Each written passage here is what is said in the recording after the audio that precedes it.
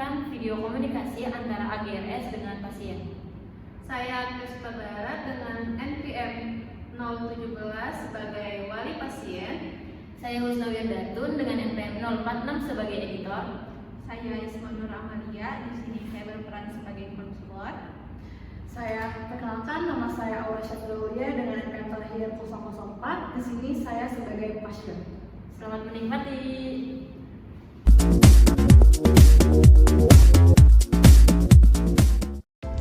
Pentingnya pengantar komunikasi. Komunikasi merupakan proses penyampaian, penerimaan, dan pengolahan suatu pesan oleh seorang atau biasa kita sebut dengan komunikator kepada orang lain atau bisa kita sebut dengan komunikan untuk memberitahu atau mengungkapkan sikap, pendapat, pikiran, atau perilaku baik secara lisan maupun tak langsung melalui media hingga terjadi suatu feedback atau timbal balik. Menurut Fatma, komunikasi yang dilakukan dapat didukung dengan bantuan media. Strategi penggunaan media didasari kepada latar belakang sasaran dalam kesiapan menerima pesan atau informasi yang disiapkan. Komunikasi sangat penting untuk kita pelajari karena hampir setiap bidang kehidupan kita membutuhkan komunikasi. Hubungan yang kita bentuk dengan orang lain bergantung pada keterampilan komunikasi kita untuk terlibat dalam percakapan yang memuaskan atau tidak memuaskan. Komunikasi sangat penting agar dapat digunakan untuk menyampaikan pesan atau informasi secara langsung kepada khalayak sehingga kita dapat mengkomunikasikan maksud atau tujuan kita.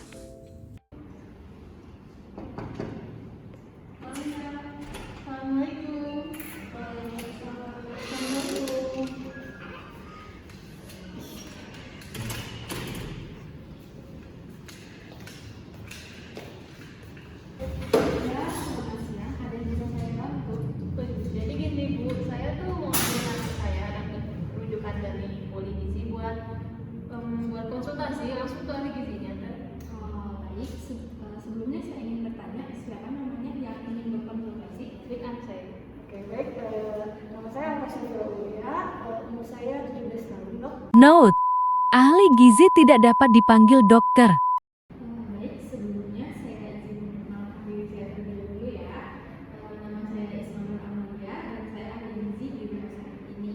Sebelumnya saya ingin bertanya, apa dari sebelumnya sudah mendapatkan konsultasi gizi? Baik, jadi sebelumnya saya izin menjelaskan terlebih dahulu ya, apa itu konsultasi gizi.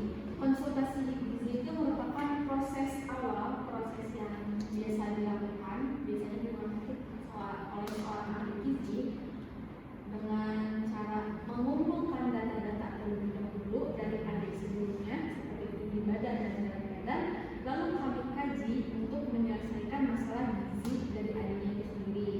Sebelumnya dari penjelasan yang saya jelaskan tadi, apa sudah paham? Ya, saya sudah paham. Selanjutnya kita akan membahas hambatan komunikasi yang sering kita jumpai.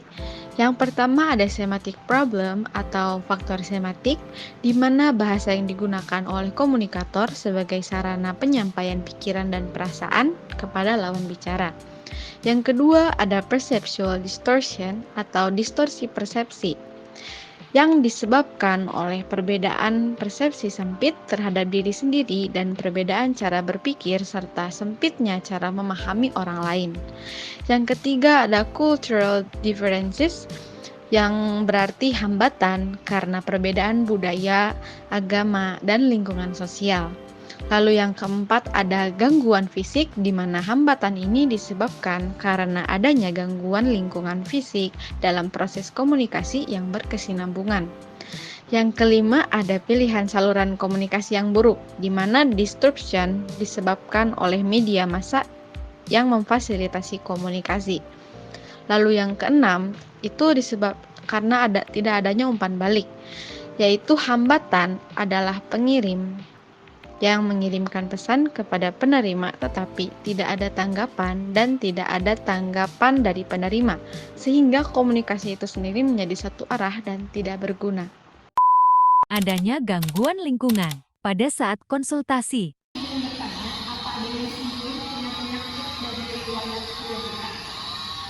Kata ayah ada Bu, keluarga dengan Sarenat jadinya.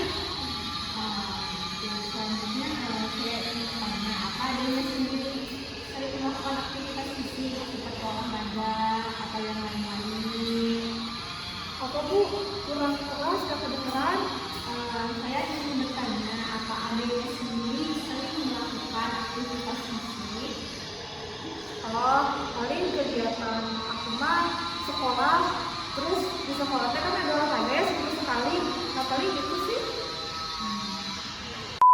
Kata yang sulit dimengerti. Baik, adik sebelumnya sering merasakan mual atau muntah-muntah tidak? Baik, jadi dari data klinis yang didapatkan dari pemeriksaan dokter di sini, suhu badan adiknya itu normal, tekanan darah dan RR juga normal. Sedangkan untuk pemeriksaan biokimia itu menunjukkan kalau kadar hemoglobin adiknya itu rendah dan kadar hematokrit juga ikutan rendah. Tadi Bu hari RNT apa? Klien tidak mengetahui RR. Adapun beberapa hal yang dapat dilakukan dan tidak boleh dilakukan. Hal yang dapat dilakukan untuk membangun kepercayaan klien dengan menerima apa yang dipikirkan dan dirasakan, kenali dan pujilah apa yang dilakukan dengan benar, menawarkan bantuan, memberikan informasi yang relevan, gunakan bahasa yang sederhana, memberikan 1 atau 2 saran dan bukan perintah, serta menilai pemahaman dan kaji kepatuhan diet klien. Jadi secara garis besar anak ibu ini mengalami anemia. Sebelumnya saya ingin bertanya, apa ibu tahu apa itu anemia? Iya tahu Bu, tapi sedikit. Baik, jadi saya izin menjelaskan sedikit ya. Jadi anemia itu penyakit yang bercirikan kekurangan darah. Jadi si pasien yang mengalami anemia itu akan merasakan lelah, lesu, mudah lemas. Hal ini dikarenakan karena kurangnya mengonsumsi zat gizi dari daging-dagingan misalnya, sehingga kadar hemoglobin yang ada di dalam darah pun menjadi menurun. AGRS memberikan informasi yang relevan. Dari penjelasan saya sebelumnya, ada yang ingin ditanyakan lagi? Kalau boleh tahu ada makanan yang dianjurkan tidak Bu untuk pasien anemia tuh? Baik, untuk pasien anemia ini tentunya pasti ada makanan yang dianjurkan, terutama untuk si anemia ini ya. Jadi makanan yang sering dianjurkan itu biasanya pasti punya daging, seperti penjelasan saya sebelumnya. Karena adanya tadi dijelaskan kan, karena sedang diet jadi mengurangi makanan daging. Seharusnya daging itu tidak boleh untuk dikurangi ya. Lalu dengan kebiasaan konsumsi teh sama kopinya tolong dikurangi, karena mengonsumsi kopi dan teh itu bisa menghambat penyerapan zat gizi dari zat besi itu sendiri. AGRS memberikan saran untuk klien. Dan hal yang tidak boleh dilakukan oleh seorang ahli gizi dalam berkomunikasi terhadap klien, yaitu duduk berjauhan ketika melakukan konsultasi, pandangan hanya terpaku pada hal lain seperti laptop dan laporan tanpa memperhatikan klien, berkomunikasi dengan sikap yang cuek, tidak disertai senyum dan tidak melakukan konsultasi secara lemah lembut, berkomunikasi hanya sebatas melakukan pekerjaan tanpa memiliki tujuan untuk memelihara dan meningkatkan status gizi klien, menuduh atau menghakimi pasien ketika konsultasi, dan memaksa pendapat sebagai seorang ahli gizi terhadap pasien. Tadi Bu hari RNT apa? Saya teh nggak ngerti, anak saya juga nggak ngerti. Jadi ibu nggak tahu RR. RR itu respiratory rate, atau biasanya kita bahasa Indonesia kan menjadi laju pernapasan. Biasanya kita ukur dengan stetoskop ya Bu. Kita pakai stetoskopnya, lalu kita hitung pernapasan per menit.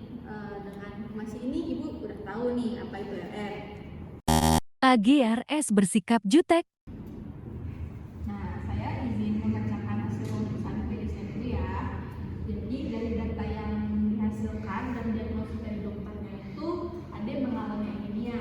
Nah, untuk diagnosis gizinya sendiri ada yang mengalami anemia karena pola makan dari anemia itu sendiri. Untuk penandanya bisa dilihat dari nilai hemoglobinnya itu rendah, yaitu sekitar 10 gram per ml, sedangkan normalnya itu adalah 12 sampai 14 gram per ml. Lalu untuk kadar hematokrit adanya juga rendah ya, karena normalnya itu adalah 40%. Jadi di sini adik harus sadar gejala fisiknya tadi bisa menyebabkan adik sering merasa mual, lelah, dan sering merasakan kunang-kunang atau pusing. AGRS hanya terpaku pada gadget.